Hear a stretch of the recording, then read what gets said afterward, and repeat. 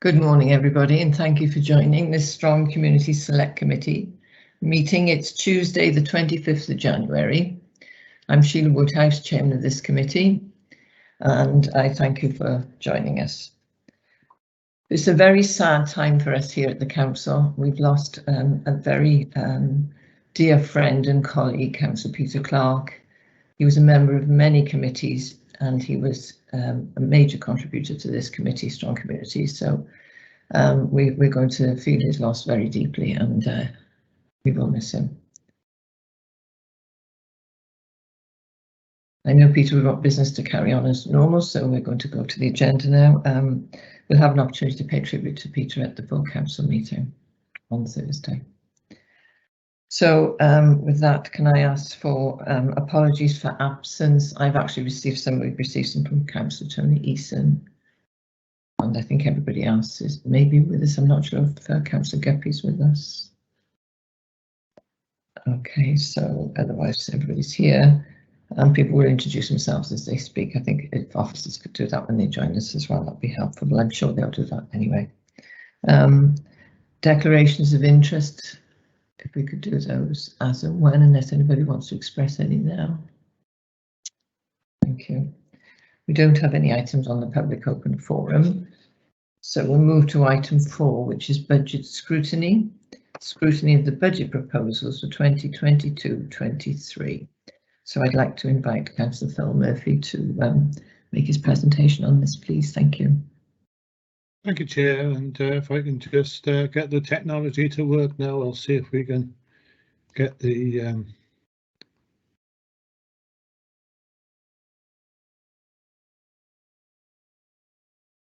presentation up.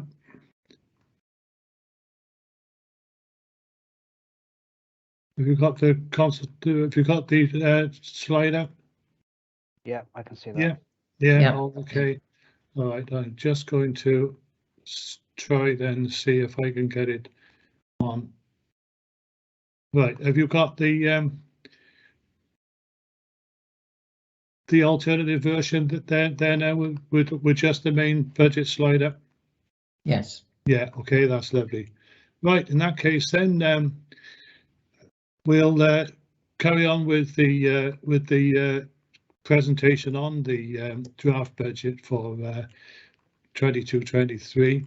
In this budget, we're determined to do all we can to support our communities in recovering from the pandemic and protect and enhance the services we know our residents rely on. This is a budget that delivers on our core priorities, including the longer term challenges that feature in our updated strategic aims and are set out in our strategy to summer 2022 document, which is known as Looking Ahead and Delivering Now, if anybody wants to look it up. So delivering on our core priorities, they're offering children the best possible start in life with more money for schools, helping our older residents retain their independence with better pay for care workers, protecting our leisure centres, reorganising their important role in mental and physical well-being, working towards a low carbon Monmouthshire, more investment in roads, cycle routes and footpaths and improved broadband, so a better connected Monmouthshire, protecting bus routes, and with the continued rollout of our 20-mile-an-hour zone in our towns and villages, making them a lot safer too. So it's a budget that also looks to the future, positioning the council to take on some of the biggest challenges facing our county and society more generally. So we'll continue to be at the forefront of the transition to net zero carbon, though this requires investment, as does our commitment to eradicate homelessness in the county. We will focus on narrowing health inequalities that have become increasingly evident during the pandemic. We're committed to social care reform. Care as a career needs to be valued much more highly. We will ensure that schools are resourced to help children whose learning has been disrupted by the pandemic to be able to make up for lost time, with more investment in mental health and wellbeing support, and we will continue our multi-million-pound school investment programme. We will increase the emphasis of our work to help people protect and manage their own mental health and well-being. We've successfully managed to take 18.2 million out of the budget in the last 4 years. Those savings become harder to achieve, and given the pandemic, that's really put the pressure on. The council continues to face ongoing and significant financial, demographic and demand-led pressures, and I'll show you in a minute how there's 10.41 million of unavoidable service pressures and 4.96 million of pay pressures in the 22-23 budget that continue to bear heavily on the council's finances. But despite the positive and above average funding settlement from Welsh Government, for which we were very grateful, we remain the worst funded council in Wales. This is a slide worth dwelling on a little bit. I think it illustrates very, very well, and I thank Jonathan Davis for it. He's really captured this very, very well. The pay pressures, as you can see, looking back 18-19, they were just under 2 million, again for 19-20, around the same mark for 2021. Not that much pressure in 21-22, but suddenly we've got £4.6 million worth of pay pressures. Skipping to the specific service pressures, you can see how they've been climbing over the years. And if you look at the savings that we managed to take out of the budget in terms of service redesign and everything, you'll see that the savings that were relatively easy to find are getting harder and harder and harder, and there's only 1.4 million that we've managed to find in this current budget round. We did get that substantial increase in settlement from Welsh Government, and you'll see as we go through how it was absolutely vital that did happen this year, and thank goodness it did. We have managed to put fees and charges up a little bit, 133,000 coming from that, and if we stay with the 3.95% increase in council tax, which is currently modelled for consultation purposes, we will get 3 million. So that still leaves us needing to rely on reserves for 863,000, and I'll come back into that in a minute. So another unprecedented year. The pandemic response has continued and its impact is being felt and still continues to be felt throughout the current year, according to our forecasting. Our costs are rising with our ageing population, an increased demand for core services, high resident expectations, and pay and contract inflation and legislative impacts. There's a need to invest in the future to ensure services offered remain relevant and appropriate in meeting the county's needs, whilst making sure everything is as efficient and effective as possible. With insufficient funding, whilst Welsh Government funding increases, it is insufficient to cover all the pay and service pressures, as that previous chart showed you. We need to make one-off use of reserves, that 863,000, to support the council alongside the response to the pandemic.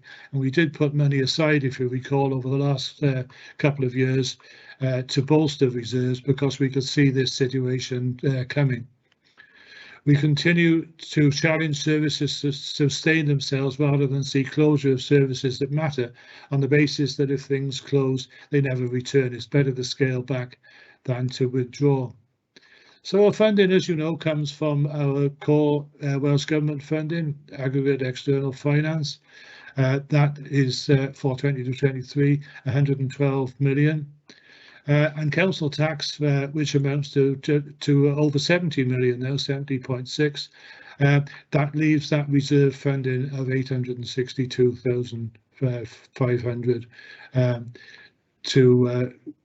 to be found from there.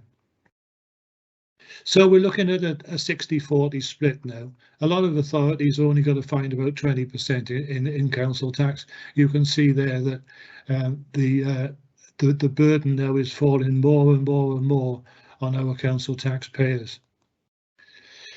And as I said, we are going with a proposed increase of 3.95%.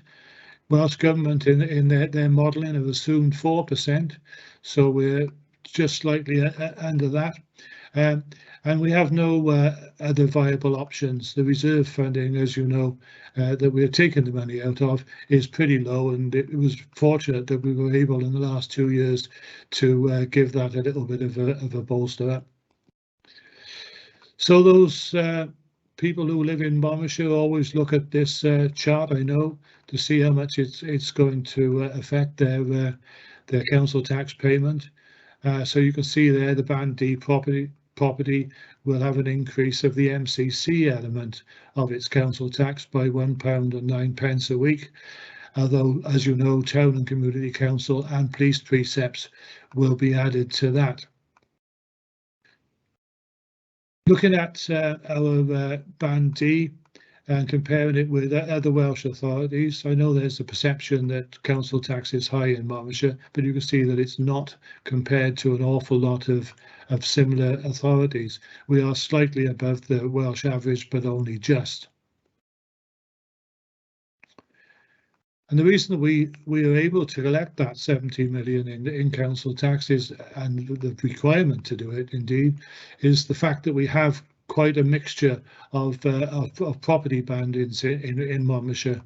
Blaenau Gwent, that we always compare ourselves with because it's the highest, not for any other reason, has got a very high Band D. It's the highest, but as you can see, they've got hardly any properties in Band D. They get all their council tax off Band A and B, so it's no wonder really that their rate is set higher.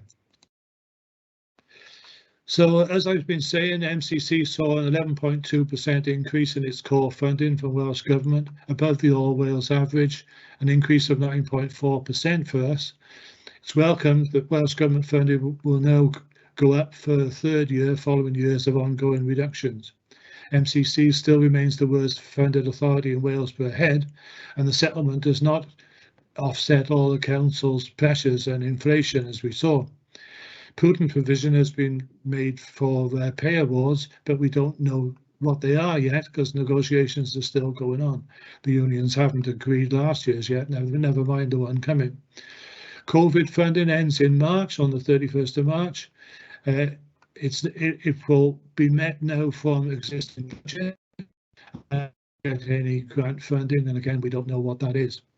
Welsh Government specific grant funding is an evolving picture, so once we get that information and clarification, we'll have a much better idea as to where we were. But it always happens. We've always got this situation when we're setting the budget that we never know what grants are coming other than the provisional settlement that we've received on the 21st of December. General capital funding from Welsh Government is disappointingly reduced, 742,000, as have some specific capital grant streams. Again, further clarification is awaited. So if you look at the league table, we always put this in because it shows quite graphically where we are, miles behind everybody else, despite the improved settlement, and that, as you know, gives us this major headache every year.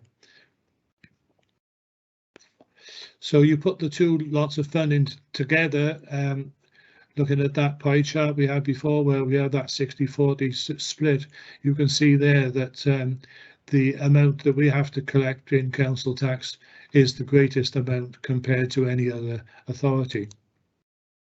And even if you look at Welsh Government's own chart, this is their modelling, you know, that admits that we are substantially under the average funding, and as I said, they're modelling on everybody having a council tax increase of around 4%, which we are currently are proposing to be. So the budget recognises all pay and pension related spending pressures in schools up to a threshold of 3%. If it's more than that, they'll have to find it out of their ISP. Recognises increasing demands placed on children and adult social services and children with additional learning needs, responding to the needs of the homeless, limited scope for frontline services to make efficiency savings, but there will still be a continued drive for service efficiency and effectiveness.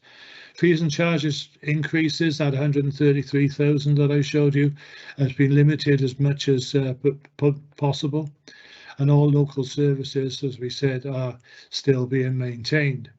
So if we then start to look at the medium term, we have a situation where we have the 10.4 million pay pressures, general pressures, and the 4.6 million pay pressures, and the savings of 1.6 million overall. But if you model that through, it still gives us a forecast overspend of 13.6 million spread over a 4-year period.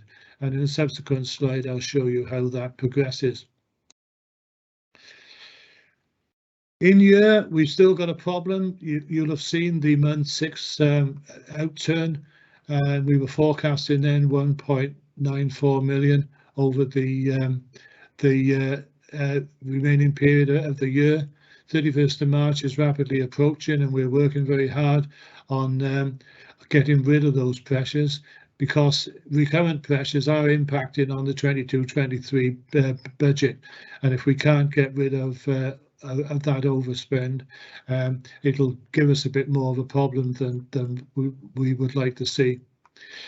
Continued budget recovery is taking place to mitigate and reduce the overspend, though. Expectation of further specific grant funding from Welsh Government before the year end. That might assist in the year end position, but we await details of that if indeed there is anything. So at the moment we're having to model in assumptions that may or may not come to pass. The Council has a long history of working within its budget, as you know. It's important, such as to prevent any need to draw on the limited reserves, and I hope we won't have to draw on that 863, but at least it's there if we do. It's a further 3.97 million deficit relating from COVID that the Council expects to be fully funded from the COVID Hardship Fund. I don't have any doubt about that at all, but as we've said, that ends on the 31st of March, so anything subsequent to that we'll have to cope with ourselves. We still await, as I said, the conclusion of the pay award negotiations, and there's capital slippage due to ongoing challenge in operating conditions and impact both internally and externally in relation to COVID-19. So if you take our overall budget, including precepts, charges, town community councils, everything else, we start off with gross expenditure of nearly 255 million. The service pressures of 10.4 are there shown with the 4.6 pay pressures. Look into the service efficiencies. There's that small amount that we've managed to get out of service redesign. Welsh Government funding implications, that 10 million that came in from there. That 133 is the fees and charges. And again, if we stick with our 3.95, that would be the increase from council tax. So that shows us the makeup of the 863,000, which is coming from reserves. So if you look at what we do with the money, you can see that 2/3 of it go to education and social services, with 12% going on highways, waste, all of the things that come with it within enterprise. 5% of that, or nearly 5.8, it is is for servicing loans and borrowing in general, and the cost of running the council, as you know, is all within these slithers here, and that remains pretty small compared to the amount that goes on these 3 main service areas. I'm not going to do the next slides because you're all members and you all know exactly what is within what department. So that 10.4, it's made up of just over 1 million from children and young people. Social care and health have got that additional pressure of 4.6. Enterprise 2.5. So, you know, let's have a look and see where those pressures are falling. And as you know, they remain out of the control of the authority. They're driven by demand pressures, inflation and legislative changes.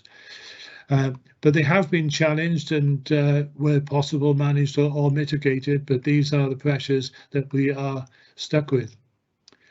Significant pressures within children with additional learning needs, 9.96 million there.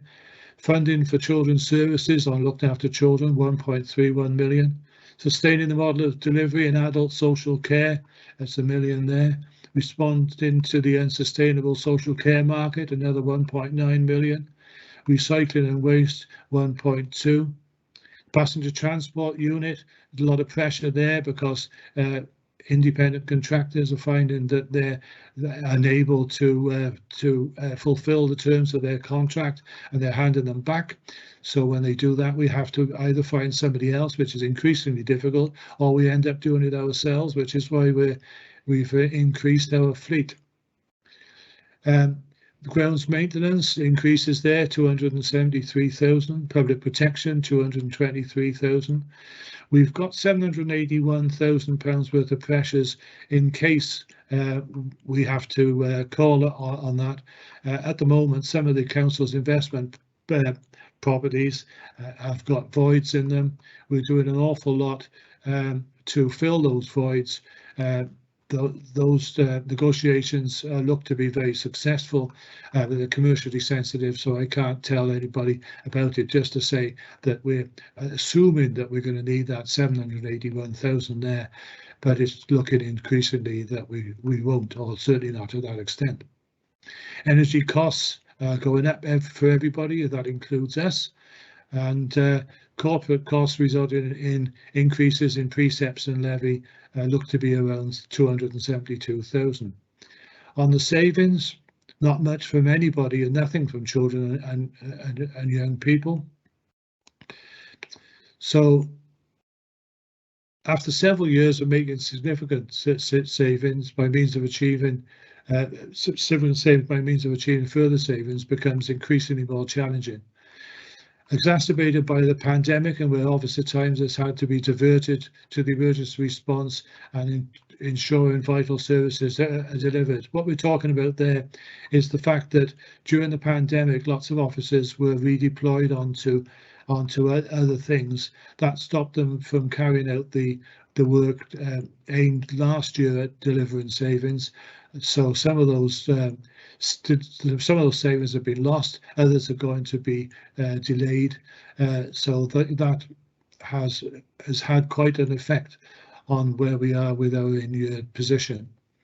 In-year overspend, whilst being managed by a recovery plan, sees significant service pressures carried through into 22-23 for those reasons. With this already challenging backdrop, it's made the budget challenge even more acute, even though eased by the Welsh Government settlement. The savings package is therefore principally comprised of savings resulting from in-year decisions already taken, flexible use of capital receipts to fund costs of service reform, and increased income generation from fees and charges. Savings in waste and recycling from the successful retendering of waste management contracts, 856,000. The opportunity to make further use of guidance from Welsh Government, that's to do with capitalising regarding service reform. Income generation resulting from anticipated increase in fees and charges, although they've been limited as much as possible. And we've finished now the rolling out of the street lighting programme to LED, so we're getting some savings from that. So all proposals have been assessed early for equality, impact and well-being and future generations considerations. A number of areas that could impact on residents are the proposed increase in council tax, modelled at 3.95, as you know. Proposals for increase in the fees and charges, although as you know they're relatively modest. And the council tax reduction scheme is still there to offer some mitigation for low earners and those in receipt of benefits. Single household persons are also eligible for a 25% reduction on council tax. A lot more people on universal credit now during the pandemic, so there'll be more people able to take advantage of that. Charges for domiciliary and residential care also means tested and a cap to mitigate the impact of those on the lowest incomes.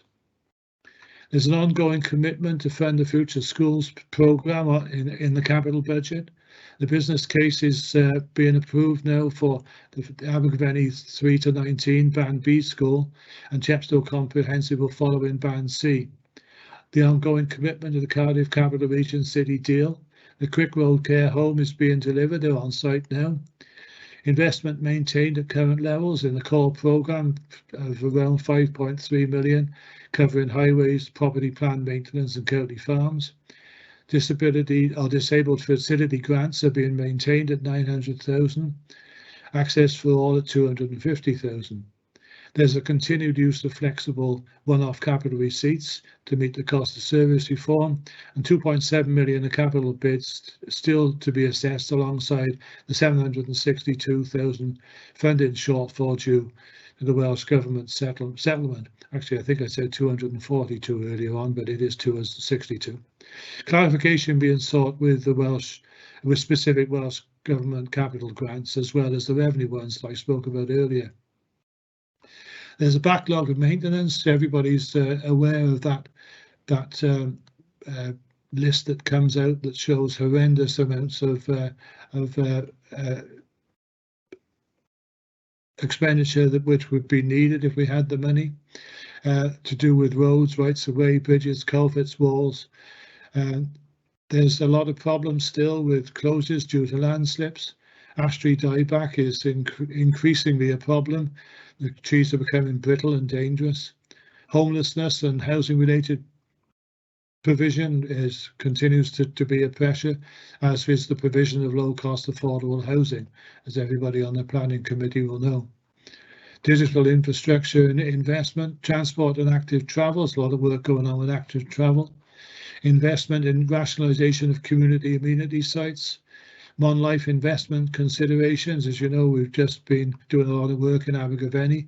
If the levelling that fund is successful subsequently, I know it was turned down last time, we'll be able to do Caldicot, all to the standard that we've already achieved in Monmouth. There's a climate emergency and carbon reduction commitments, and match funding for specific grant funding schemes. So, outside of the budget, the key risks and uncertainties are the continued impact of the pandemic on the council, the local economy and its communities. The risk that Welsh Government funding will not be forthcoming to fully meet costs and income losses resulting from the pandemic, notably within homelessness, leisure centre income and adult social care. The extent of any further service pressures, and given the volunteer in some areas, such as social care and children with additional learning needs. The need for early clarification on the levels of specific grant funding that will help sustain some services, and the extent to which these risks materialise, then further recovery action will need to be taken in 2022-23. So looking ahead, the public finances and the needs of communities continue to be impacted in a truly unprecedented way as a result of the pandemic. Welsh Government has now provided indicative settlement projections for 22-23 and 23-24. As a result of the UK Government and the Chancellor publishing a 3-year comprehensive spending review. He hadn't done that for some years, but now he has. Welsh Government have been able to do the same, although it is subject to change. Council tax increase and the medium-term financial plan modelling have been reduced to 3.95 over the period of that MTFP. Pay award assumptions have been updated in line with the OBR forecasts, and further work has been undertaken to update service pressure estimates and savings opportunities over the medium term. But there's a new political administration will be coming in May, and that administration will outline its priorities, and that will further inform the medium-term financial plan strategy. I said earlier about the increase in these pressures over the medium-term financial plan up to 13,500, and you see there that we're forecasting that 24-25 will be a pressure of 6 million, 3.5 million added to that in 25-26 and 26-27 for culminating to pressures of 13.5 million. So we're going to have to hope for a lot more of those favourable settlements in that period.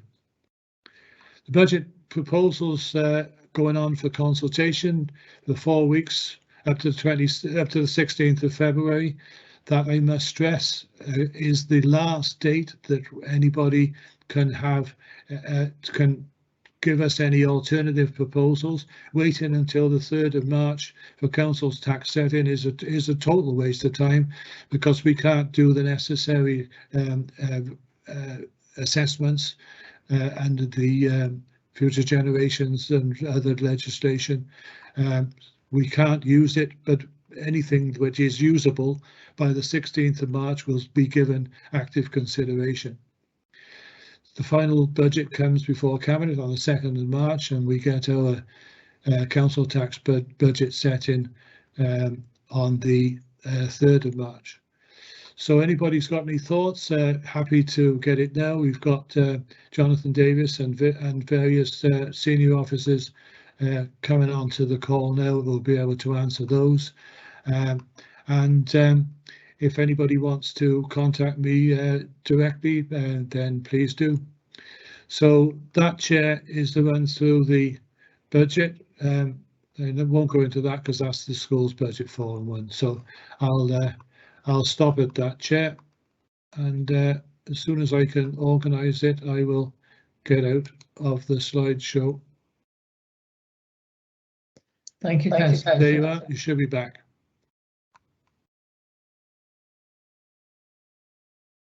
We had an echo then, it's gone, it's okay. Thank you very much indeed for that presentation, very detailed.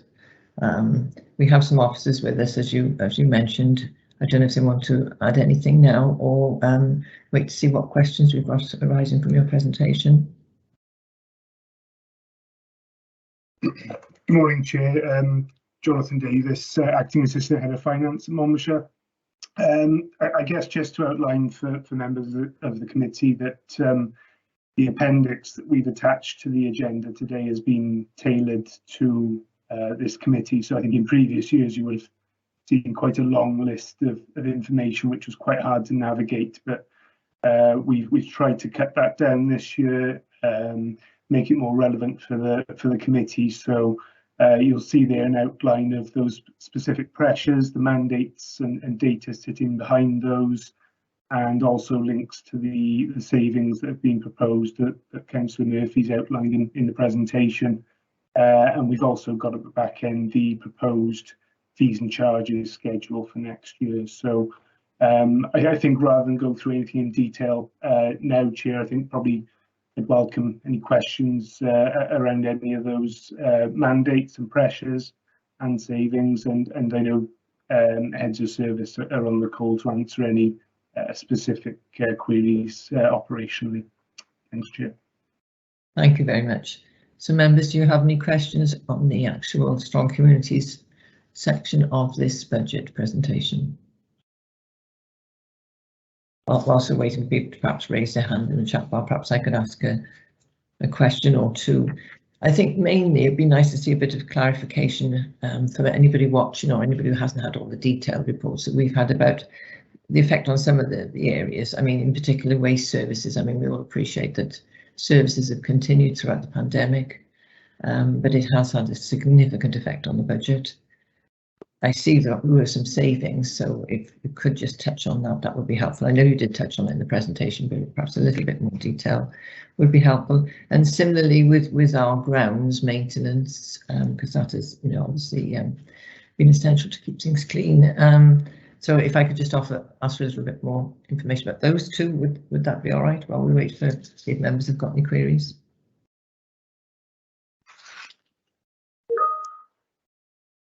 Right, we have Mr. Tuhig who's happy to respond. Thank you. Morning, welcome. Morning, Councillor. Thank you, Chair. I think Councillor Murphy's covered it all off very well, but waste particularly, we have struggled through the pandemic as much as keeping numbers of staff up to deliver services, we have struggled to bring in this year the improvements in services that we were hoping to carry out. So on a positive note, we have got an underspend this year that will hopefully help the budget for next year, but in having that underspend, that's just another pressure that this year, because we couldn't roll out the services because of the pandemic. So it's a bit of a double-edged sword, that one. So we haven't been able to roll out everything that we wanted to make savings next year, which means we need that money again next year. So it's a little bit more difficult than that. We've seen substantial move from people using the CA sites to having collections at the curbside, which has massively pushed up our recycling rate. So we're the last 2 quarters, I think it was 72 and 72.5%. So we are well in front of the Welsh Government targets this year, but all of that comes with additional pressure on the frontline services. So yes, we've made it massive improvements. Yes, we've done some really good things, but that has increased our costs collection at the curbside. But it's the right thing to do. We've massively reduced the number of vehicle movements going to the household waste recycling centres, and we're collecting it now from the doorstep. So the right thing to do, but they all come with costs. We've brought in a programme, this, staff retention. It won't be a shock to anybody, the difficulty in getting staff, and particularly HGV drivers. So we've brought in a programme 2 years ago, and we've rolled it out, implemented it this year now, or the last year just gone, for a staff progression and succession planning programme. We're training more people up to be HGV drivers. We're having additional staff being trained up to be senior loaders to help new people coming into the service, and all those have additional costs for us, but it does improve career prospects for the people on the front line. So it's a good thing to do, the right thing to do, but again, there's more costs on the service for that. Hopefully you'll all be aware the reuse shops and Benthig and the repair cafes are going really well, getting a huge amount of good press, particularly for the reuse shops. So, but again, there's more costs there, and because of the COVID pressures and with things closing down, we haven't maximised the income generation opportunities on them this year. So pressures there. The other one in waste, particularly the garden waste bins, and I'm sure you'll all remember the pain we went through in changing over from bags to bins. It doesn't feel like 12 months ago, but that's how long it was. It's been a massive success. We've massively reduced the subsidy needed from the council to run that service, but we again at a double-edged sword point where the success and the popularity of the service is now pushing us into another vehicle. So we weren't expecting it to be so successful. If I'm being completely honest, we were expecting to see some drop off in customers. What we've seen is an increase of around 2,000 customers. So it's had completely the different effect, and great, we're bringing in the money that we needed to bring in, but it has pushed us into another vehicle. So we will need now to promote the service to try and get a few more customers to try and balance the books again. So all these things add money. Obviously, as a department, we're working really hard to try and claw back as much as we can. We've succeeded in that a little bit this year with an underspend, and hopefully that helps next year, the bit wider council budget that allows for this injection into waste for next year. Grounds maintenance workload obviously gone up dramatically. We're trying new things all the time. The No More May, the Nature Isn't Neat has been well responded to by most people. It's still a work in progress. There's a lot of things that we can make improvement on this year going forward. One of the difficulties we've had this year is we've been very successful in drawing down grant funding for regeneration projects and improving our town centres, but it really comes with any maintenance budget to carry on our work. And if we want our town centres to carry on looking at their best, we need to maintain the infrastructure that we've put in there. So that adds cost to us, but it is the right thing to do in making sure that our town centres are at their best, encouraging visitors, encouraging people into the high streets, and spending money which improves the county overall. So yes, there's some costs on our service, but in general we feel that it's the right thing to do and to increase the footfall into our town centres. Again, in grounds maintenance, recognising the difficulty of an ageing workforce, we've brought in progression and succession planning in there. So we're creating teams to do specific works. Some of those teams are bringing in some income generation, but we are pretty maxed out on income generation now and need to invest in some of the areas within the council. As Councillor Murphy said, ash dieback is in the whole county now. We're seeing a massive increase in trees affected by it. And this year coming now, we're bringing in a new tree officer. Going to plot where all the trees are. We've asked for capital funding from the capital bid as well, and hopefully we can start making a dent in some of these areas with a lot of ash dieback. So hopefully that covers why the costs have gone up, Chair, and gives a bit of a reflection on where we are at the moment. Very helpful. Thank you very much indeed, Mr. Toohey. There yes. was one point, if I can chip in. Yes, of course, about the savings card. Do you want to say about the move to sewers? Yeah, so over the last the first 6 months of the year, we've gone, or last 12 months up to the 6 months of the year, we've gone out to tender on the HWRC contract and the transfer station. We successfully tendered, and Suez has now taken over from Viridor, which was a long-standing contract with us for the last 28 years. A lot of the principles that we put in place, like the booking system and some of the day closures, reduced the cost of that contract significantly. So it's around £350,000 saving. Plus, we've got some income generation, pain and gain sharing within that contract. So we're hoping to see a bigger increase in income generation this year, as well as the saving on the contract price. So we've made a lot of changes to save money, but in making some of those changes, what we've done is increase our costs on the curb side.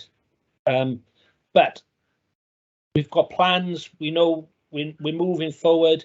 The rollout of the polyprop will increase the income from the recycling and hopefully offset some of them costs in the coming years as well. So, but yeah, thanks, Councillor. Yes, we've done very pleased with the contract that we've got with Suez. Implementation went very well, mobilisation, and hopefully no one saw any difference. So anyone going to the sites just saw the sites carry on.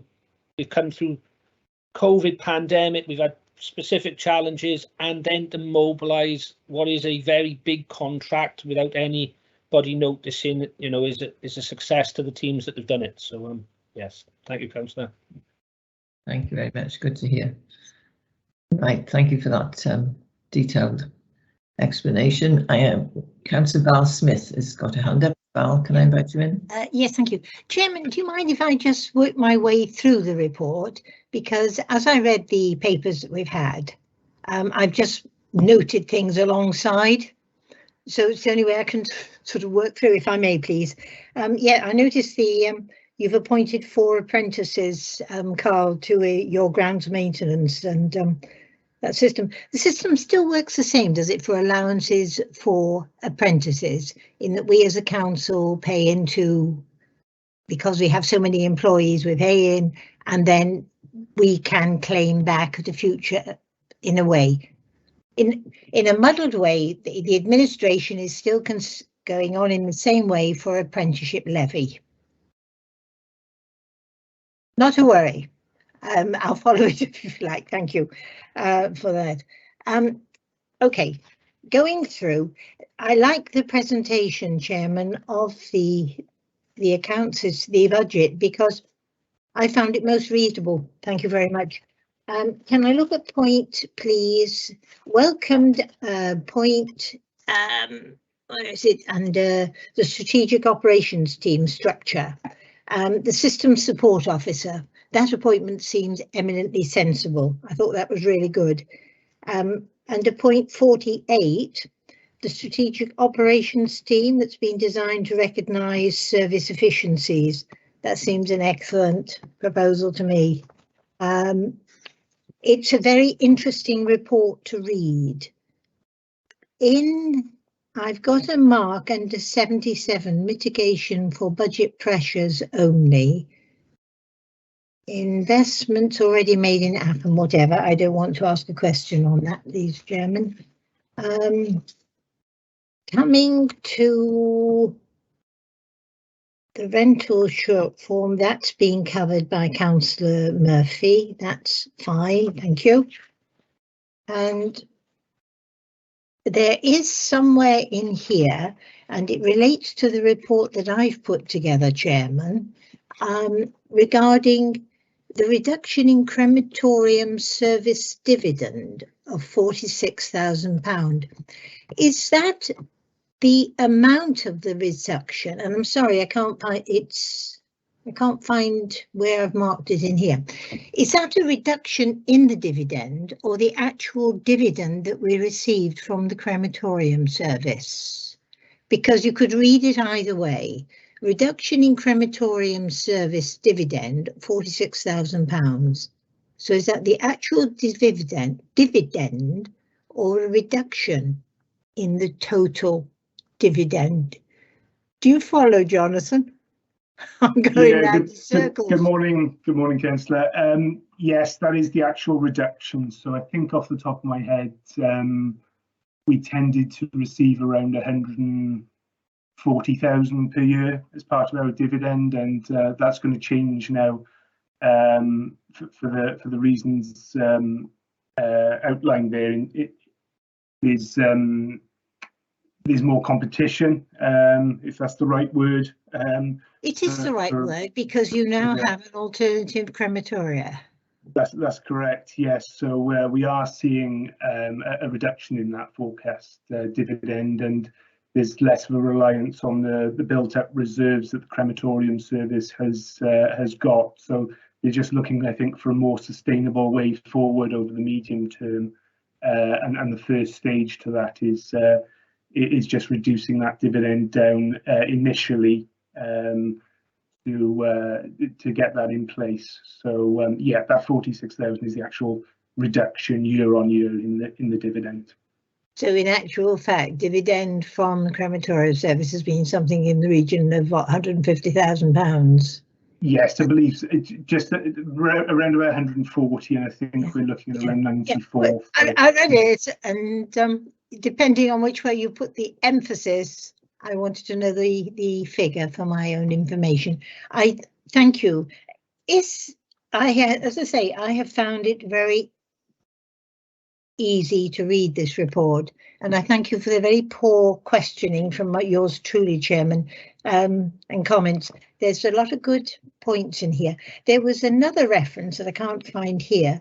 There's an alternative delivery service or way of delivering the post office service in Usk. Now, what can that proposal be? Because at the moment, I think the service operates for 2 days a week, is paid for by, well, there's a contribution I know from Usk Town Council and ourselves. So that comment that's somewhere in there, what alternatives are being thought of? Because I'm a bit limited. Try and find where the relevant point is.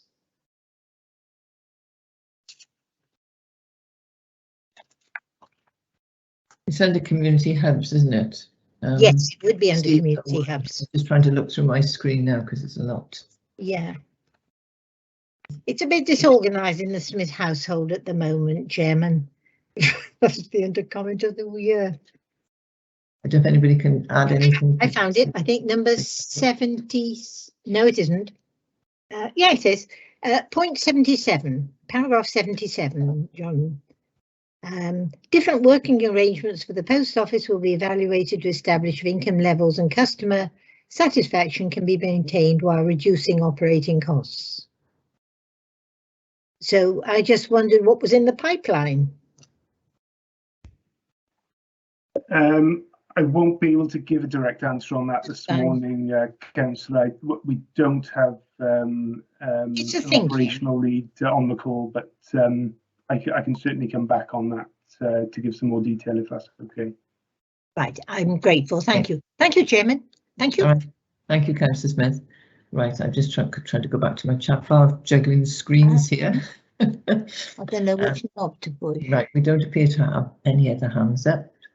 So I think I just want to say a big thank you to everybody. I mean, we realise we're in such difficult times, and putting a budget together in these uncertain times is obviously very demanding. Another year where you've had to sort of try and anticipate what's coming next and make allowances and continue services. So we're very, very grateful. We've had a very difficult situation, and some services, particularly those falling under our remit, are under pressure.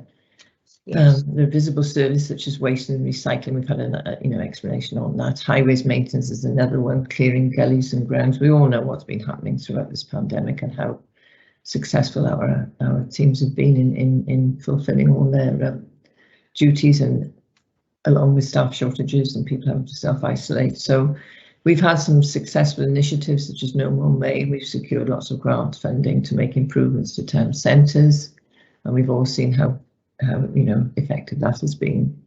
Also, we have heard that we as a council, we have exhausted income generation to offset some of the costs, but we're at the point of needing to invest in some of these services.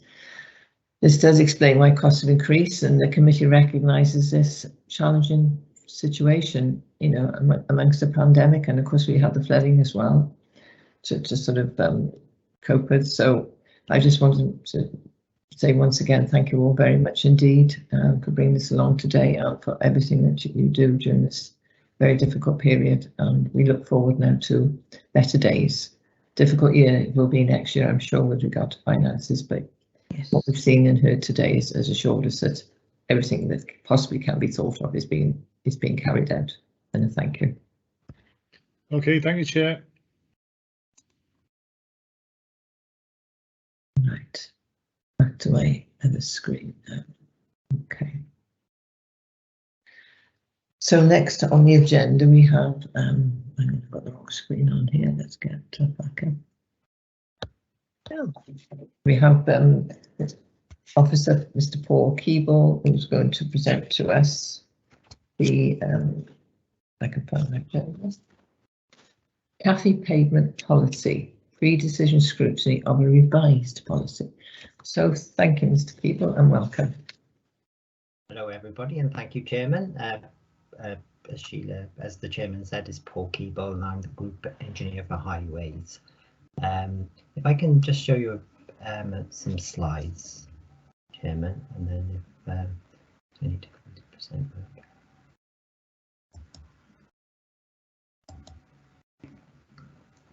There we are. Can you see that? Yep. Yes. Yep. Can I ask if you can see that, everybody? Yes. Yes, that's fine. Yes. Hello? Hello? That's fine. We can see it, Paul. Yeah. Got on mute. You can't, can you? We can see it, Paul. Can you hear us? Right. I'm assuming you can hear me, but yes, for some reason, sorry, I can't hear anybody. I'll just quickly run through the pavement capping policy, which is presented in the report, and then as we can give the opportunity to ask questions later on, and that'll give the committee an opportunity to vote on its views. So proposed introductions, which is myself, my colleagues Sue Ann Sanford and Harold Price, who are leading on the pavement cafes, work within the street works and asset management team. They're not with me today, but I've been presenting this policy around to the authority. What are pavement cafe is cafes, and what's the current position and the purpose, and a run through of the policy. I'll just quickly go through the process, and then how we're going to review the policy going forwards, or propose to, with the costs, recommended costs, sum up at the end, and an opportunity to ask questions. So what are pavement cafes? Well, they're very popular at the moment. Alfresco eating is something that you'll see now throughout the country. I think we probably all saw it on the continent some years ago, but it's become very popular in this country, and it was made more prominent due to the COVID situation, where everybody was encouraged to eat outside and social distance to try and help the control of the virus. It has a positive impact. It helps with adding vibrancy and colour and interest to our towns, which has an impact upon tourism and hopefully supporting local businesses. And during the start of the pandemic, licence controls were relaxed by Welsh Government, which meant that our licensing team no longer had the sort of normal controls in terms of noise and time limits, and it became a focus for highways then to deal with. And as I said earlier on, our assets and streetworks team led by Suan look after that. In terms of the legal position, any object placed on the highway is regarded as an obstruction under the Highways Act, but under section 115E, MCC is allowed to permit structures, and there's an application process that we can follow. So hence we have the Pavement Cafe licenses. In terms of developing the policy or the interim policy, we've involved our legal colleagues and our licensing department, as well as others such as from tourism and leisure, and we've also took a look at other applications, other authorities, to see how they've prepared their policies or how they go about managing their pavement cafes. And then in terms of application fees, we have an online application process, and it's customers are allowed to go, or are encouraged to go via MyMon, and we've got a process in there that leads them through it, and there's a fee of £10, which is really a legal contract, like a pound contract. It's a minimum cost, doesn't cover the officer's time involved in assessing any applications, and that was set at the start of the pandemic to try and support businesses and allow them to survive during the pandemic, really. So the interim policy, it sets out the legal framework and MCC's approach, which I probably just covered then. Sets out the requirements and conditions expected by MCC. It assists businesses and users with a clear guidance, and it establishes procedures and frameworks for applicants, and it also establishes a process for monitoring and reviewing, which is a very important aspect of it. What's covered are the key points, the criteria.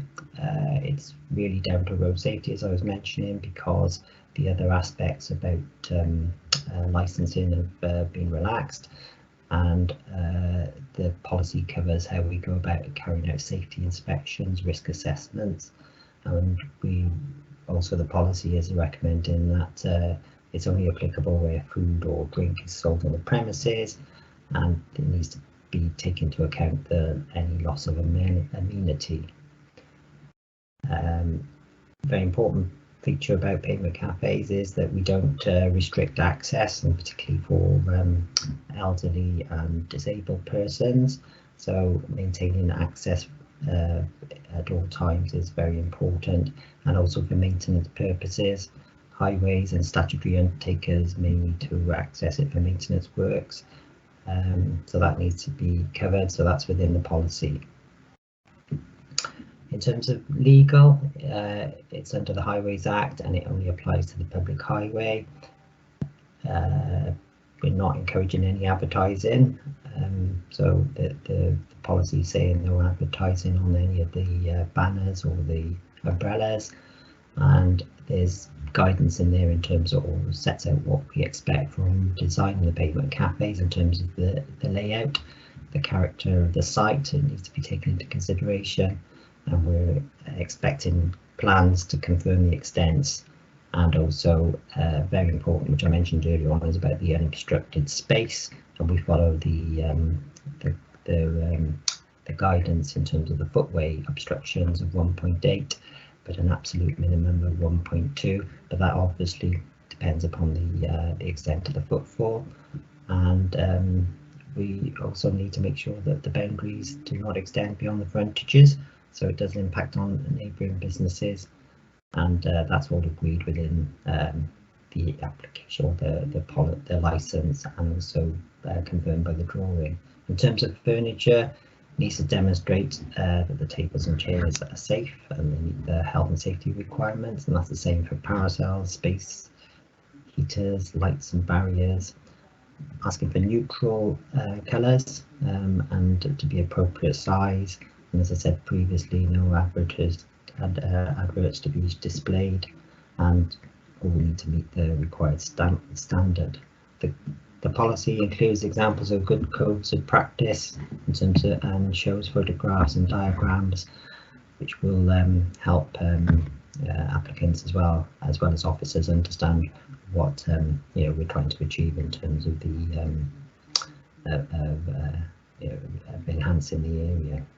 Fees and the granting of a license, that's covered within the policy, and condition for pavement cafe licenses as well is a list of those activities which we would expect to be covered. There's a picture of one of MCC's own parklets or pavement cafe seating areas in Monmouth, and as you can see, it looks very vibrant with the plant in there, and it allows safe passage for pedestrians, so it's not interfering with the highway, and I think it's a positive looking feature within the streetscape as well. So in terms of the process, as I said earlier on, applications are made via the website on MyMon. They're assessed then by the engineers, and it's made against the criteria of the policy, and this is where the interim policy and guidance is vital. And it's approved based upon a plan area and the conditions, and there will be conditions, as always with most licenses. There'll be certain conditions, and they might be specific to that particular site. And then another very important aspect about pavement cafes is that we carry out monitoring, and that's inspection, to make sure that they're not encroaching more than they should be. And we've had some concerns about some of the ones that are already in place, so we need to set that out clearly and make sure they are complying with the terms of the license, and also monitoring it in terms of feedback as well. So reports from the public, if there's complaints from the public, we need to follow that through. That leads to the next point then about enforcement, and obviously be the very last action, because we would hope that most businesses would comply when approached, but if necessary, then we would need to consider legal action. In terms of the review and the costs, we are suggesting that we continue with the minimum £10 charge, and as I said, that's required for the legal side, but in future that needs to be reviewed, and we need to look at it recovering the administrative costs, which are probably a little bit higher than that. Review of the policy. Mentioned earlier on, we'll seek the views from the interested groups, such as those representing businesses, disabled groups, town councils, and also review the success of it, what worked well, what didn't, how can we amend that. We suggest, as I said, continue with the £10 charge, but that would need to be increased to cover the costs of officers, and so that's what we're proposing to do on that. And in terms of summing up, the policy, as I said at the start, it provides a legal framework, sets out MCC's approach and requirements. It can assist businesses and users with clear guidance, establishes procedures for officers and applicants, and it sets out a process for monitoring and reviewing the policy. Okay, thank you very much. Thank you. Any questions? Yeah. Well, you've taken us through the report in great detail, and we've all had the opportunity to read it, so I think we'll just go over to members for questions. I think we're using the same Speak Now facility that we used for the previous item for the budget. So I see Councillor Jordan. Yes. Councillor Smith, you've got your hand up as well. So was that from the previous item or is for this one? Anyway, I'll start with Councillor Jordan, then come to you. Thank you, Chair. If I can take you directly to the report in paragraph 7 and 7.1. resource implications, you indicate there that it's going to be necessary in the short term to seek assistance from an employment agent or consultant. Well, how much is that consultant going to cost us? And is that going to be covered by the nominal £10 charge? And if not, why not? And what, or rather, why can't this survey be undertaken in-house by the many employees that we already have? Right, Paul, I think we've got a bit of a problem. Sorry, Councillor Jordan, I'll have to stop you there because Paul hasn't got any sound. He's going. It looks as though he's going to reboot. Oh, right, Mr. Hand, you can answer that for us, can you? Hopefully, sorry. Yeah, thanks, Chair. I can step in there in Paul's technical difficulties. Thanks for the question, Councillor Jordan. The short answer is the current £10 nominal fee will not cover the additional expense of either internal staff and resource or a consultant. It's something we'll just have to take from our budget. We haven't got the time with the interim policy to set and consult on a new fee and get that agreed by a cabinet member before the pre-election period starts. So I think the best approach is to carry on as is for this interim period and resolve that when we've worked out what the actual costs of delivering the service are and set the fee accordingly next year. In terms of why it isn't being done in-house, it's because we don't have an abundance of staff that you alluded to.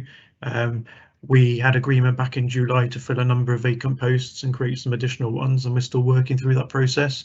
But it's been a time-consuming and quite problematic task in actually filling those posts. So we still have a number of vacancies that we're working to fill. So we don't have that in-house resource with all the other work that the team's doing. We're still working through the 2019 and 2020 flood impacts and COVID as well as the normal day job. So we simply don't have that internal resource at the moment. But when we have got that resource in-house, we won't be using agency or consultants to assist. It will be done in-house. So hopefully that answers Councillor Jordan's question. Thanks, Chair. Thanks very much, Mark, for that. I must say, from the point of view of Abergavenny, the system has worked wonderfully well. Thank you, Ken. Can you hear us now, Paul Keeble? He's back with us. Can you hear us, Paul? Yes. Yeah. Okay. Good. Sorry. Sorry about that. Good. So, any further questions, Councillor Jordan? No, if not, we'll move on to Councillor Smith. That's fine. Thank you, Chair. Thank you. Chairman, I obviously haven't removed my hand from the oven. Oh, that's all right. But as I've got the opportunity, I'll have a go. I was hoping that, well, when the actual areas are delineated, when the actual arrangements have been agreed, that there is some way of alerting people who are visually impaired, and also not necessarily visually impaired, but mature people tend to not look so well where they're going, that there should be some method, some different texture on the ground, nothing expensive, elaborate or whatever, but something that alerts somebody walking with a walking stick, oh dear, I've shuffled. And so is it possible to think of doing something like this to clearly mark out that area rather than barge into the furniture? If you're not going to have barriers around, you won't, but you do need to alert the public. And also, somewhere in the report, there was pedestrians, obviously. A pedestrian is somebody who's walking, footfall, but there are a lot of other users of the routes, and I did wonder if there was a better term that could be used, Paul. But that's all, and I'll try and remove my hand, Chairman.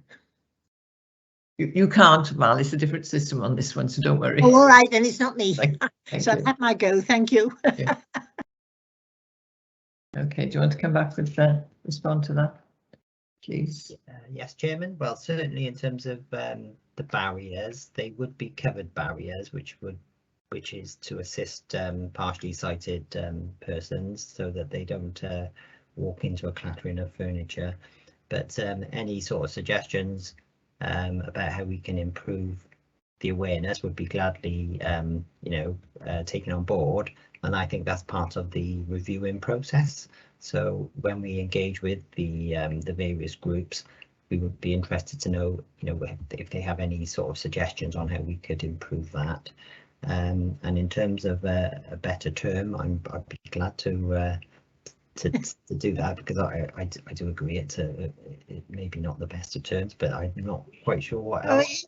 It's a problem, isn't it? Perhaps all users, I don't know, it's your problem, Paul. Thank you, Chair. Thank you very much. I think Councillor Harris is trying to come in. Thank you, Chair. Hi, Paul. Everyone that's got a licence must have at least £5 million liability insurance, and that is absolutely essential. If a member of the public injures themselves, it should not be at our county council expense. It should be at the expense of whoever's caused the obstruction. How often? Sorry, let's start again. What assurances do you have that all these licensed premises actually do have and are maintaining the liability insurance? And this is against the background of I think the cafe culture is good, and provided it's well policed, it should be fine. But assurances that we have this cover is absolutely essential, and assurances that organisations aren't grabbing bits when you're not looking, if you know what I mean. There is some talk in Abergavenny that some of the licensees are grabbing bits over and above what they're supposed to have. So have you got all that in hand? Let's put it that way. Thanks, Paul. Thank you, Councillor. Certainly in terms of the insurance, that's part of the licensing process. So it's a legal agreed document, and we would need to see proof of their public liability insurance before we would grant a license. So that is a condition of the license. So that's covered. And it was a very good point, because otherwise it could fall to MCC as the Highway Authority. In terms of the marking up and extension of the cafes, I think there is a tendency to that, and that's something which I picked up in the evaluation section, because disabled persons are quite often impacted then when a business pushes its boundaries further out, and that's why this as part of the interim policy, we're asking there needs to be a marked up plan, and that needs to be monitored then regularly. So when we carry out our safety inspections, our highway safety inspections, plus other interims or reports from the members of the public, we'll go out and inspect that, and we'll check that it matches the arrangements on the plan. And so it's a key to the monitoring of it. I know some authorities actually do put little markers down into the carriageway, which we denote the barrier, and that makes it much easier for the public to sort of enforce themselves as well. That's something we could potentially consider going forwards. But we must remember that we're in this pandemic period. I know we're coming out of it now, hopefully, but I think as things settle down, then there may not be quite the same applications out there, or the same need for the for these areas, and we'll probably be able to have a much better view on how we can best manage it in the future. Thank you, Chairman. Thank you, Paul. Right, we don't have any other hands up, but I've got some questions. Paul, please. I'm coming at this from the approach that we need to encourage our businesses, as you said earlier, to sort of be able to function outside legally and safely for everybody. But it's early days, and people have been doing it for some time. But it's early days now. With this policy, we've got to sort of bring people together and make them fully understand what the requirements are. But I I feel we should tread carefully and consult carefully as we go through this. You've mentioned that, I agree, but I wouldn't want this policy to be so restrictive that people are going to be not able to continue as they are now unless it's unsafe to do so. In particular, things like no food and drink outside, stored or prepared. Now, I have seen this happen, especially during the food festival. Might there be special circumstances where this can be allowed? That's one question. The other one that's a bit concerning, hours of business, part of the day, the road is closed, furniture should be removed. That's something else which I think needs to be some sort of dispensation for furniture that's already there and hasn't proved to be a hazard. We do say highways, so I'm assuming that means pavements and highways, because there's still a lot of furniture left outside after the hours of business. Barriers, again, not all the premises that we've seen that I've observed have got barriers around them. Could this be restrictive to businesses if they have to have barriers and it's not going to be? I realise it's going to help them be safe, but again, there may be exceptions where that's simply not going to be possible. Small areas in particular. A-boards, that's always been a little bit of a difficult one. And you say that no advertising can be done on these within these areas, but there are A-boards located throughout the town. I wonder what the policy is going to be with those, if it indeed comes into this policy. Councillor Harris touched on people sort of going into other areas as well, and you answered that. But I'm just wondering if there are areas where the neighbouring business is willing to have their premises, the frontage of their premises used by a neighbouring cafe or restaurant. Is that something that could be, given consideration to? The materials, again, wood or metal.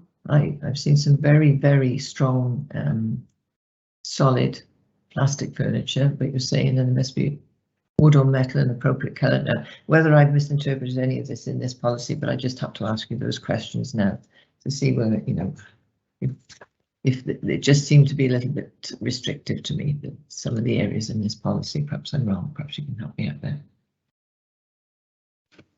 Okay, thank you, Chairman. First of all, about the food and the need in the policy for the premises to be selling food or drink on the premises, if they were allowed to have a license on the highway. That's probably more related to the environmental health aspect, because you would need to make sure that they're meeting the standards for the food standards, because you could end up with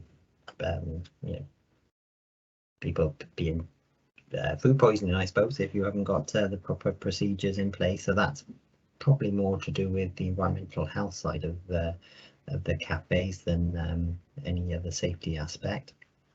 So, Paul, with regard to that, sorry to interrupt, but I know they can get licenses to offer this outside, as I say, particularly in the food festival. So what you're saying, I'm just reassured that this policy is not going to prevent that happening. Though it does clearly state that food and drink must not be served in these areas, and must not be stored in these areas in the policy. Is that going to? Yes, if the premises are, are not, if they're not providing food or drinks, then at the moment, the interim policy that we're proposing would not allow them to have a license, because of the environmental, they wouldn't meet the food standards requirements. And I think that's, the aspect about the policy is a much wider policy than just on the highway safety aspect, although the focus has been on highways because a lot of the other aspects have been relaxed during the pandemic.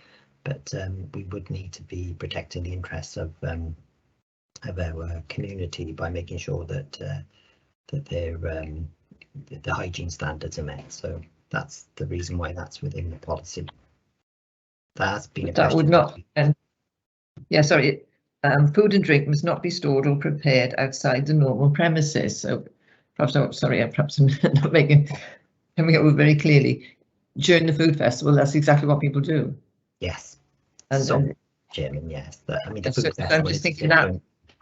that condition in this report, my question is, would that be affect people who normally prepare food outside, have barbecues and things outside their premises during something like the food festival or other festivals?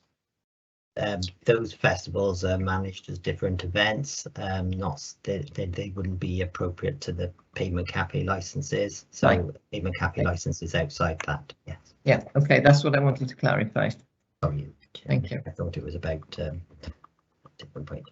In terms of dispensations about leaving outside, the tables and chairs and barriers. At the moment, we're proposing that they should all be removed to maintain a clear highway outside the hours, because they could be thrown around and vandalised and cause damage. So that's generally why, looking at other best practice as well, we do ask for them to be removed. I know we do have some structures which are permitted on the highway, and that would need careful consideration then, because you still has to maintain access for highway maintenance or utility works. There's an example at the King's Head Hotel in Chepstow on St Mary Street, where they've got a seating area, and because of the slope of it, they had a sort of an area made to allow tables and chairs to be put out there, and it was very, obviously that couldn't be taken away and put out every day, and there's special arrangements put in place for that. So I think in those situations we would need to carefully consider whether it is appropriate or not. But in the majority of cases, they would be expected to bring in their tables and chairs and barriers, and that's the same if you've been on the continent. They're all putting out their tables and chairs in the morning, and it allows the sweepers to maintain and make sure the highway's clear, and access as well for deliveries when there are restrictions in terms of when deliveries can take place, or any time really. So that's why we do have that condition within the policy. I think you said about banners as well, which I hopefully have covered then. A board policy, the intention is that we do widen the policy as part of the review to cover A boards and about the advertising side of things. So that would be the appropriate time to pick up whether we would permit advertising on the banners, on umbrellas, etc. So at the moment we're saying there shouldn't be, because we wanted to try and have it in keeping with the environment, and to make the hotels more attractive.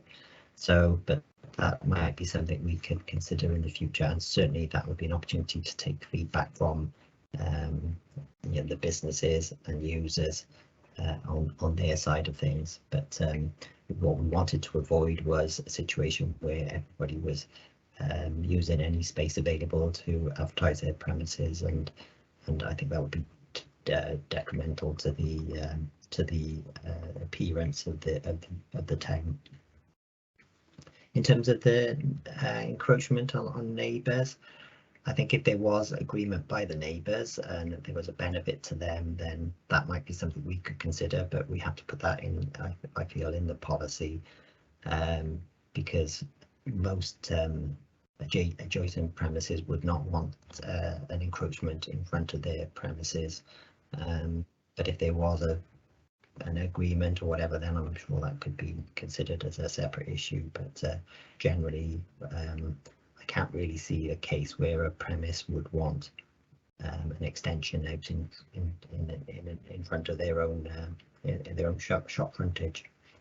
And then in terms of materials and plastics, I think I do agree that some of the plastics can be, in appearance could be as pleasing as wood or metal, but this is probably more to do with the reduce use of plastic and trying to be environmentally friendly where possible and use natural materials. although I suppose plastic can be recycled. But that's the reason why, and probably those materials are generally metal and wood are of a higher standard and give a better appearance. But that is something certainly that we could review as we go forwards on this. Thank you very much, Paul, for those explanations. I don't seem to have anybody else wishing to ask any questions, so I'm going to just sort of say thank you for your report, and I hope you will take into consideration all the things that we have mentioned. I mean, obviously, we touched on the charging, which you said is going to be a temporary measure, but things like the suggestions from Councillor Smith regarding the visually impaired, and I would like to see it say consideration exceptions made for leaving tables and chairs outside, and the materials used, food and drink. Obviously, that will something else that you need to seriously consider, whether or not people are allowed to do this. But consultation throughout the period is going to be important, obviously, and if you can take this feedback as our I can say recommendations, if members agree with all that we've just discussed and all that's just been said to us. I will just add that with regard to leaving tables and chairs outside, that most of the restaurants here do clean up their own area, so I think that also needs to be taken into consideration, whether you allow people to sort of store their tables and chairs outside, because I know that there's some that like present problems. So if members of the committee, are you happy for those considerations to be taken into account by Paul, Keeble and officers when they put this forward to Cabinet? I am, Chair, yes. Thank you. I've suddenly got a hand appeared in my chat bar. Is that Councillor Harris? Yeah. Or was that just a yes? Just a yes, I think, Chairman. That's okay, thank you. May I ask a question on this? Yes, please? Sorry, Simon. I Yeah, just spotted it now.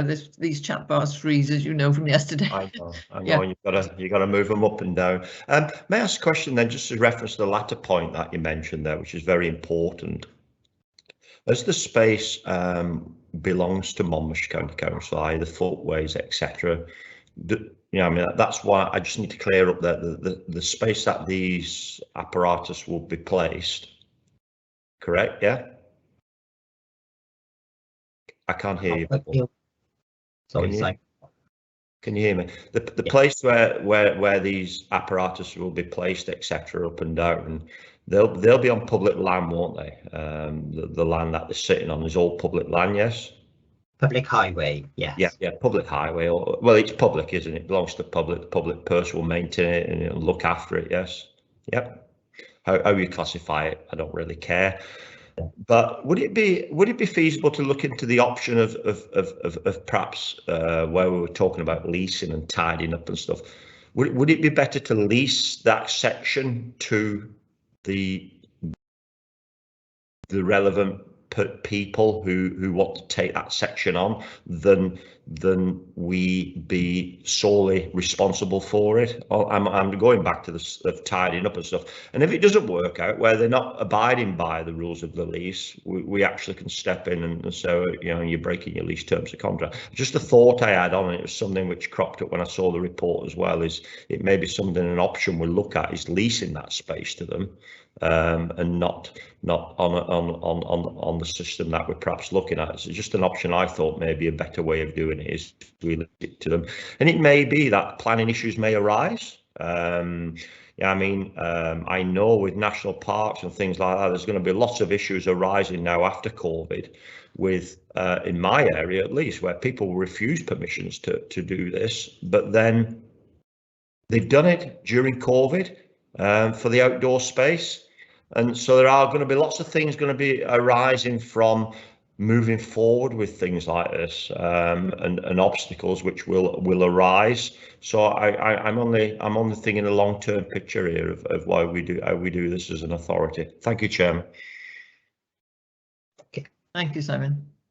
Paul, do you want to respond to that? Would you like to? Yes, thank you for the question, Simon.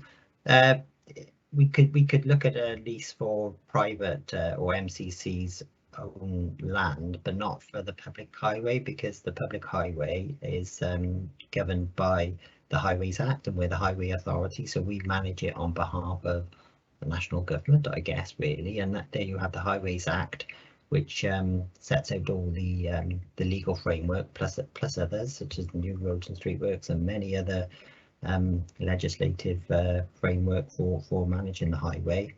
And the way any apparatus placed on the highway is regarded as an obstruction, and the only way that they can be permitted is via a license under the Highways Department. So that's why we allow licenses, and it's not uncommon for us to allow licenses for many things. There might be an area that somebody wants to look after, and we would arrange that through a license arrangement.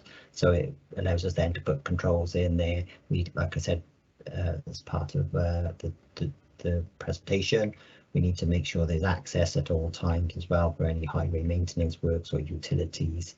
And I think if we went to a leasing, we're not able to lease out the highway anyway, and it's not our land, if you like, in that terms to lease. We have to follow the Highways Act, which sets out its own criteria. But certainly Monmouthshire's own land we could consider leasing, but not on the highway. Just a supplementary then, Chair. So the total responsibility of this then comes down to the highways of Monmouthshire County Council, the total lot, not to estates or anything. It'd be totally solely to the highways department to manage all this. Yeah. The policy does cover just licenses on the adopted highway and the licensing arrangements under the Highways Act. I think it's section 115E, as I mentioned earlier on. But the management of it will have to come down to you, Paul, as Highways Department, yeah? Yes, but also in consultation with our licensing and environmental health colleagues.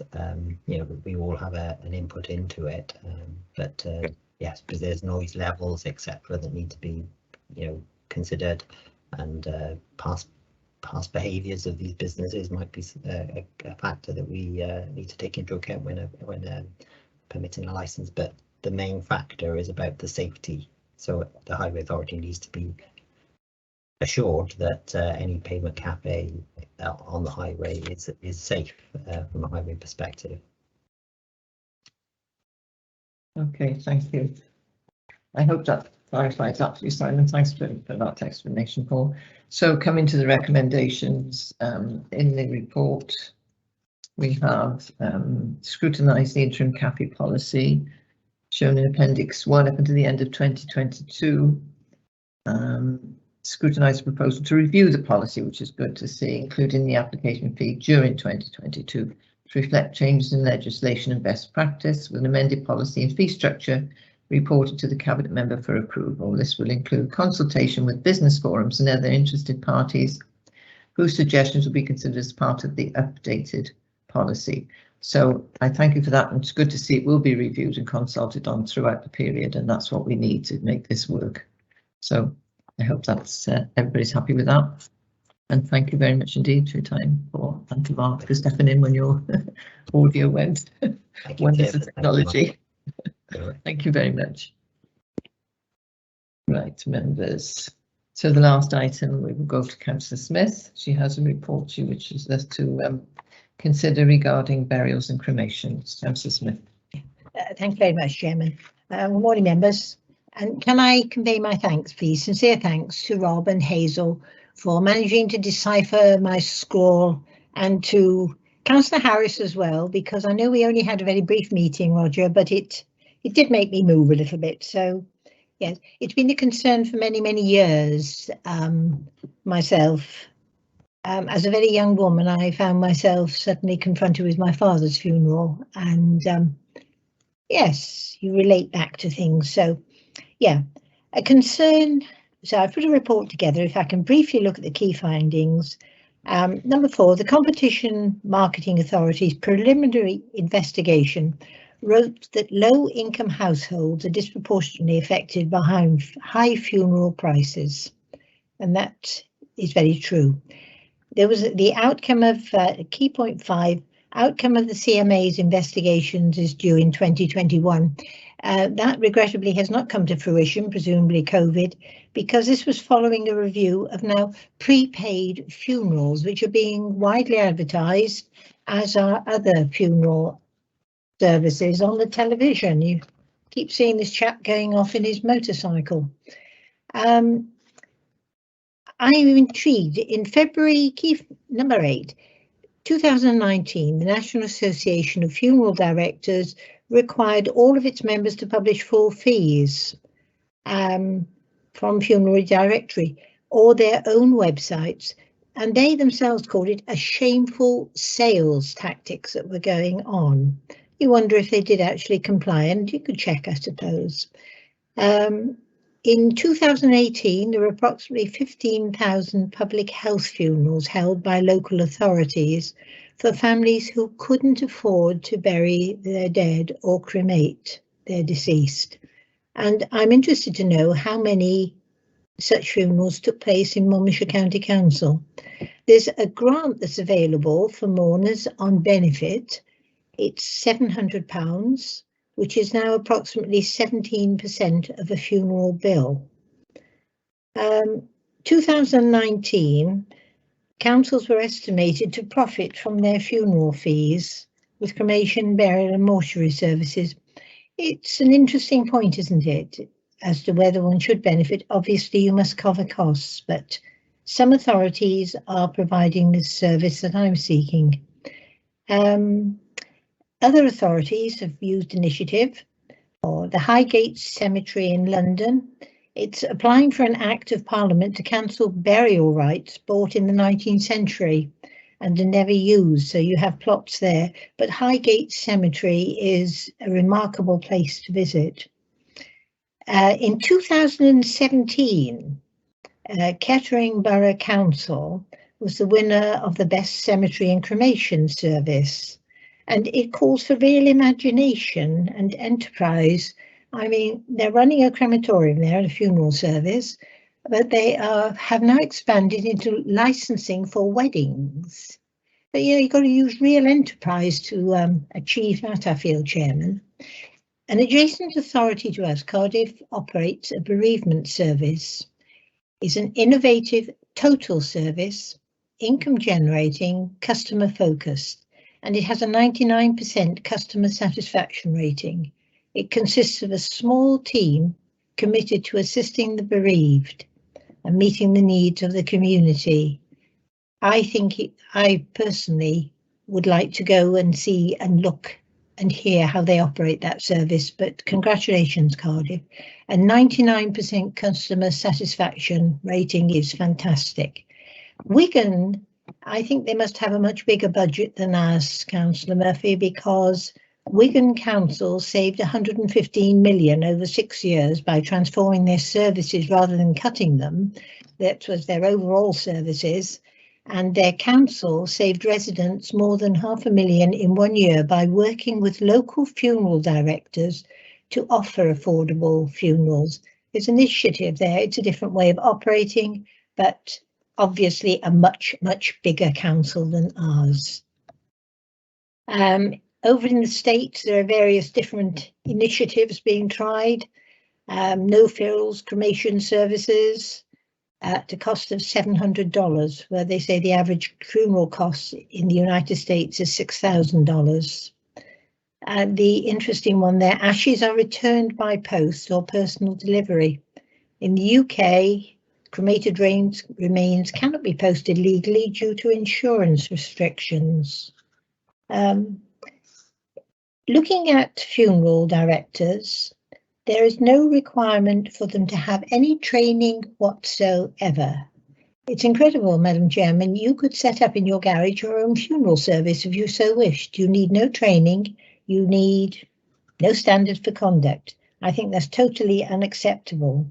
You've got two big providers of funeral services in Britain, the Cooperative Funeral Care and Dignity, which is a listed company. So therefore they're paying dividends to their owners. Things have altered considerably since I started to look at these issues and take a bit of interest. Certainly within Dignity, there have been considerable changes in their administration and consideration of what they are doing.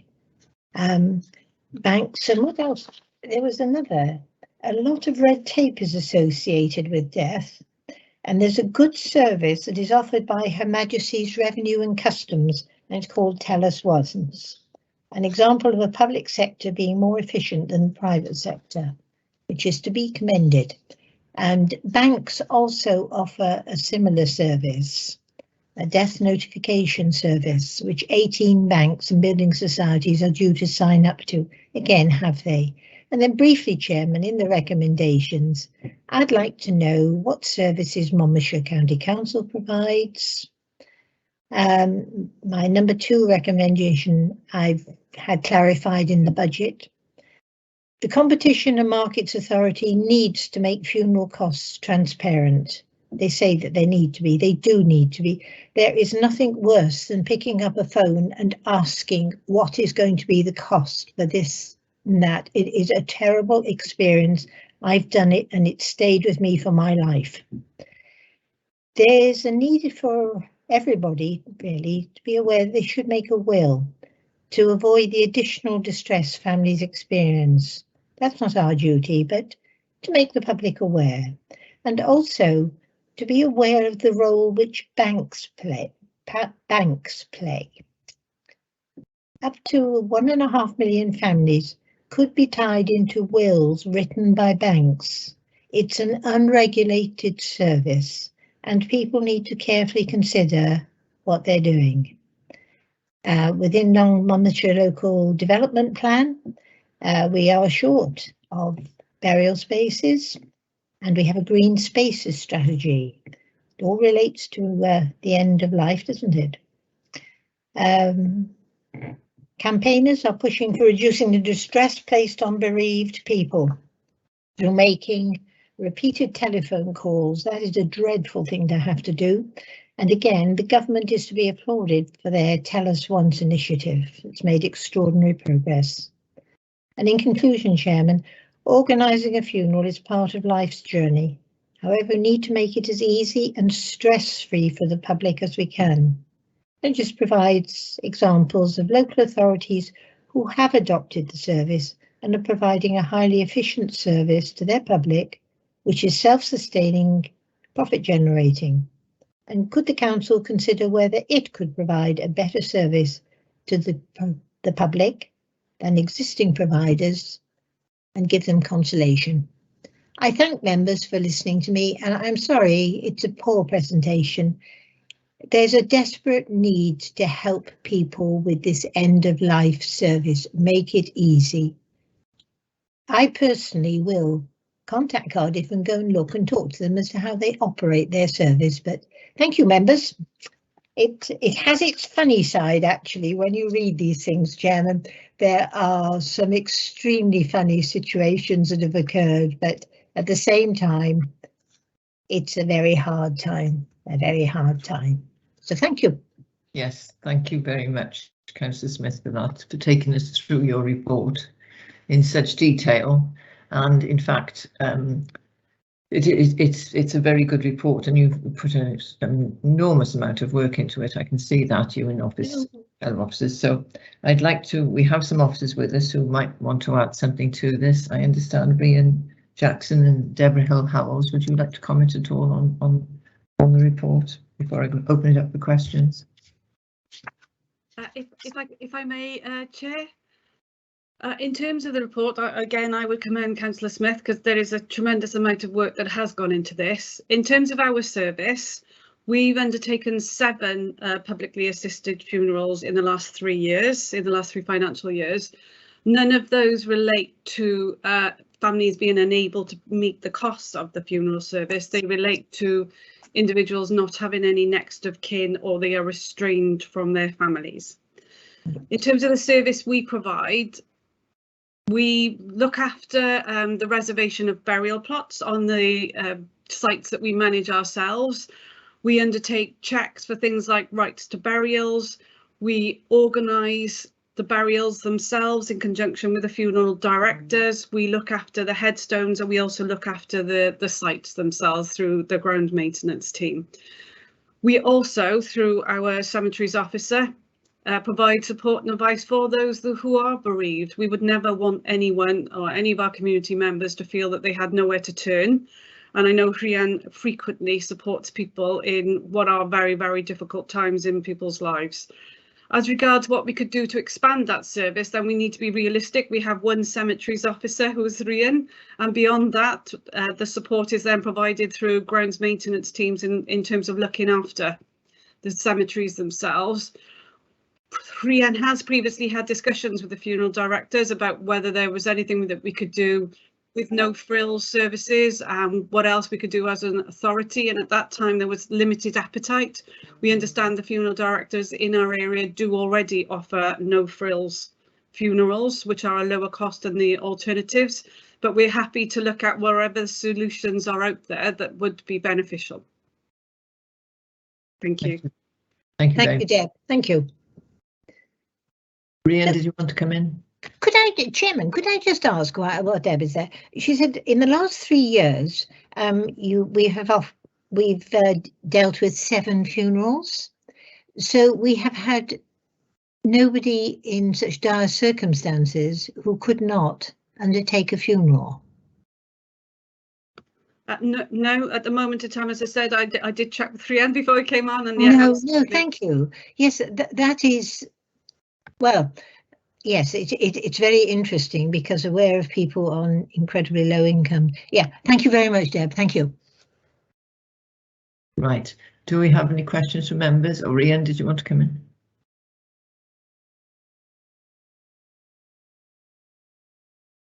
Hello, can you hear me? Yes. I can see Rhian. Hello there. Hello.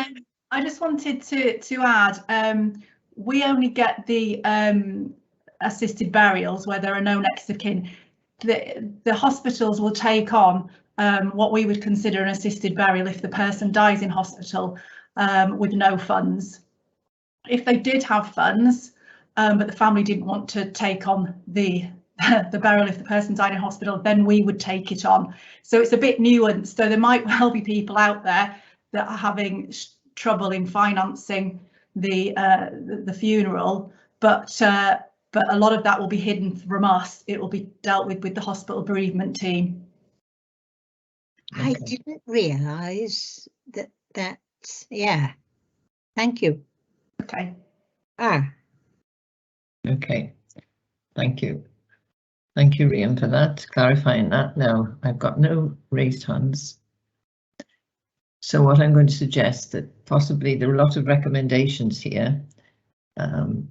It is very important that you know, if we can offer any further help, that we consider it. So possibly, if the committee agree, we could ask the officers to set up a meeting with the cabinet member and Val, and perhaps look at this report to bring back further recommendations, but possibly this will be to the next council now, because obviously we're approaching the PERDA period.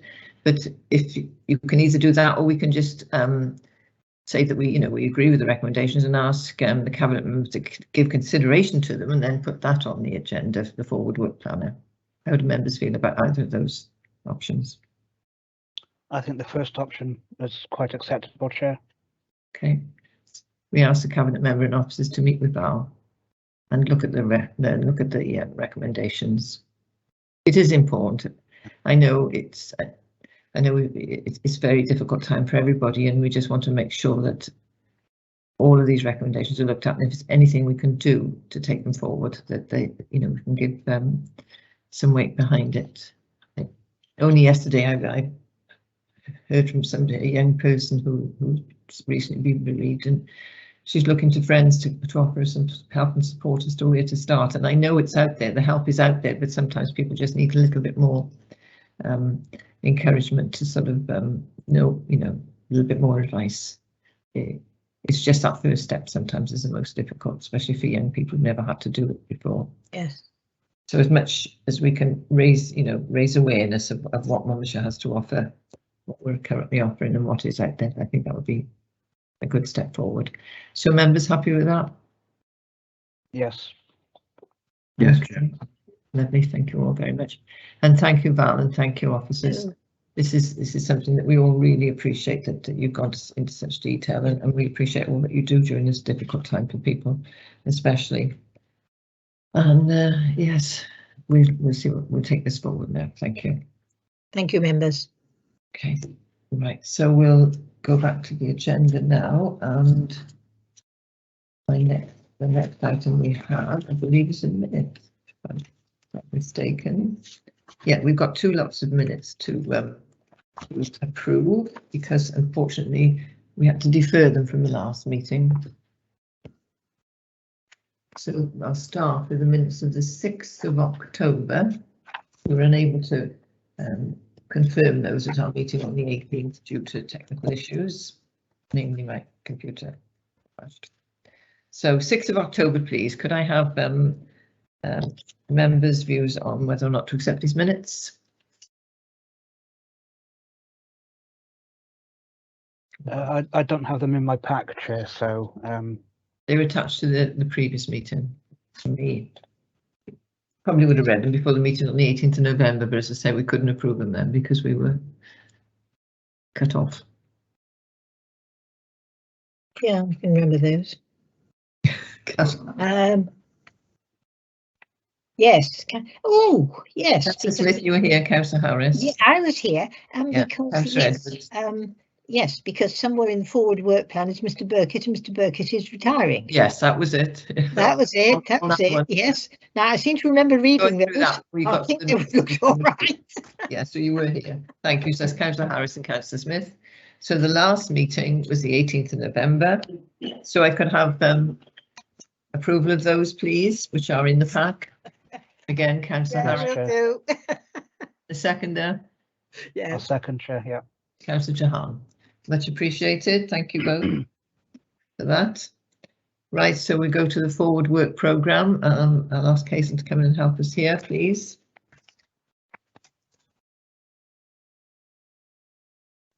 Yes, Chair. Just struggling with the mute button. I know the feeling. So yes, Chair, we had some changes to the work programme. So your next meeting is the 10th of February, and it'll be to discuss the Welsh language strategy. So you will see Mr. Burkett for one final time. Ah, right, that's all right. Yeah. But we have to get in there before he retires. And also we've got the social justice policy to discuss some amendments to the policy and action plan. We did also have on that meeting the public spaces protection order on dog controls. Now this is a significant piece of work which has been undertaken after a 3-month public consultation. And the officer, Hugh, has been struggling to pull together all the sort of findings from that consultation in order to bring it to your meeting on the 10th of February, because the report would need to be ready with us now. So by way of giving him a slight extension, we thought we'd put that onto the March meeting. But the March meeting was originally proposed for later in March, and that's after pre-election period. So given that the public spaces protection order and also the budget monitoring might bring up queries that perhaps would be difficult for you to discuss in pre-election, I've had a chat with the chair and we've decided that it would be a good idea if we could bring that meeting forward before the pre-election period. So that starts on the 16th of March, and it's quite difficult to find dates that we could actually host a meeting and get those changes made. But one of the dates that would be possible would be the 10th of March at 2 p.m. So we would like to ask the committee whether they'd be happy to have their final meeting before the election on the 10th of March at 2 p.m. Okay. 10th of March. 10th of March, please, members. Yeah, that's fine with me, I think, for now. Okay. Yes, that's agreed then. Thank you. Was it, sorry, was that 2 o'clock, please? Yeah. Yes, 2 o'clock. That's all right, thank you. Okay. Okay. Yes, there's something else on in the morning, isn't it, that day? Yes. Right, so Cabinet and Council Forward Work Programme, that's for information. So it's just, I can now, if you're happy for me to close the meeting, Hazel, I will close the meeting. You've mentioned the date of the next meeting is the 10th of February. So, Yeah. okay, and that's at 10 at the usual time. So it just leaves me to thank everybody very much for your contributions and your time this morning for officers and members. It's been, I hope you've found the meeting has been, we've achieved something. That's been lots of information passed this morning, and I say thank you and goodbye. See you soon. Thank you, Chairman. Goodbye, Thank everybody. you. Thank you. Stay safe. Yes, folks. Do you want to stay on a minute, Hazel?